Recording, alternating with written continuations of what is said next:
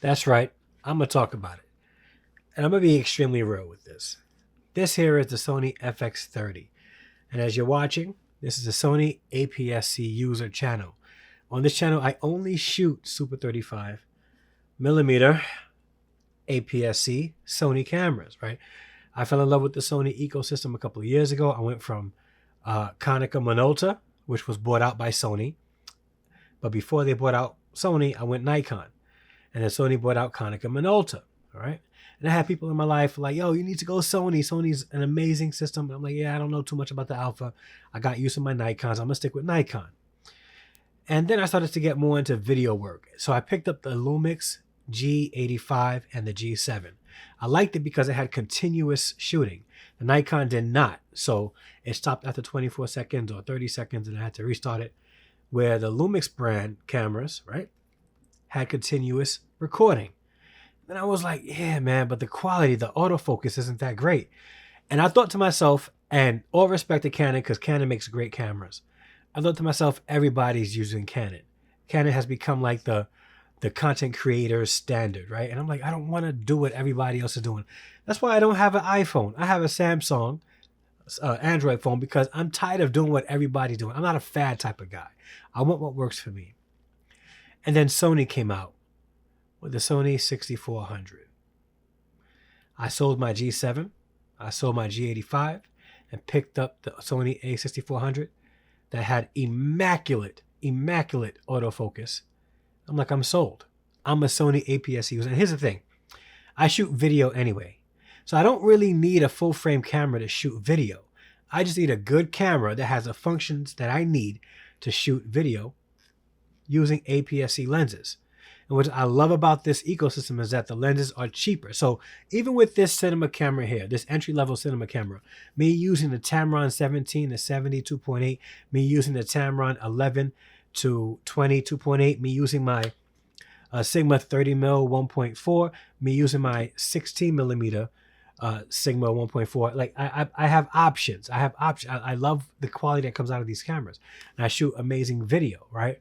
But I want to talk about something that nobody else is talking about regarding the Sony A6400. In fact, some people are saying the very opposite. And I want to talk about the battery life for the Sony FX30, right?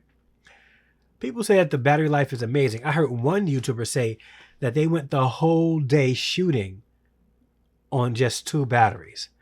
And I call cap on that. Now, this is a great camera.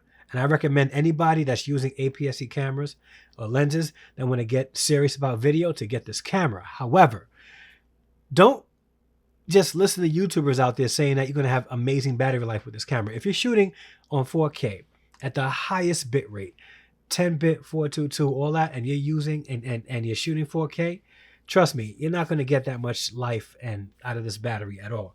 I have 2 of these Sony branded batteries and like 3 off-brand batteries, right? Which I'm afraid to put in my camera. I haven't used these yet because I'm concerned about it giving me an error message.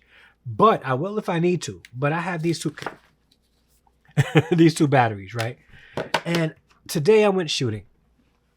And I swear I got maybe an hour and 15 minutes out of this battery here. And I had to switch batteries right after that. And I was shooting, I wasn't even shooting at Cine IE. I was shooting at 4K, the regular setting for 4K, and 10-bit 422.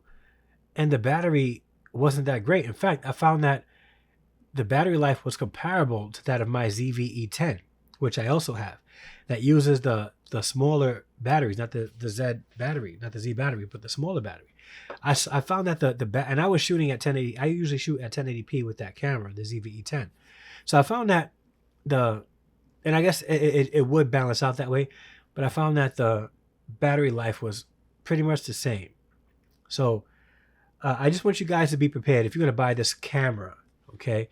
And you're listening to other YouTubers say, and this is no knock to those YouTubers out there. Like, if you're using this camera, you'll see what I'm saying after a long period of time, that getting one battery, which the camera comes with, is not going to be enough. You're going to need multiple batteries, okay, to really film all day. Like, if you're out on a shoot and you're going to be out all day, having like a a battery charger, a backup charger is not going to cut it. You're going to need multiple batteries, because if you're out, shooting, running gun, and you got to switch batteries real quick, you got to clip out, clip in, and get shooting again.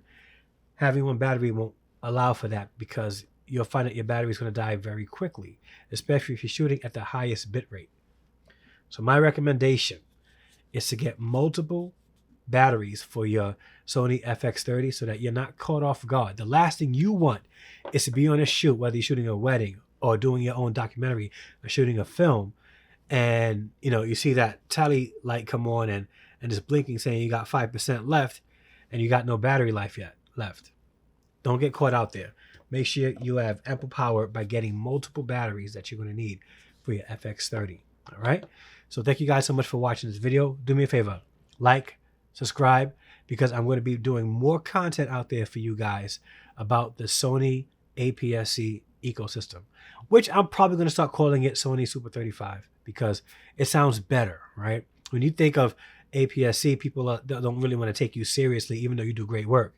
But if you say like Super 35, which is like the industry standard for film, people start taking you a little bit more seriously. So I may just do that, all right? But guys, thank you guys so much for watching. And yeah, until the next video. Peace.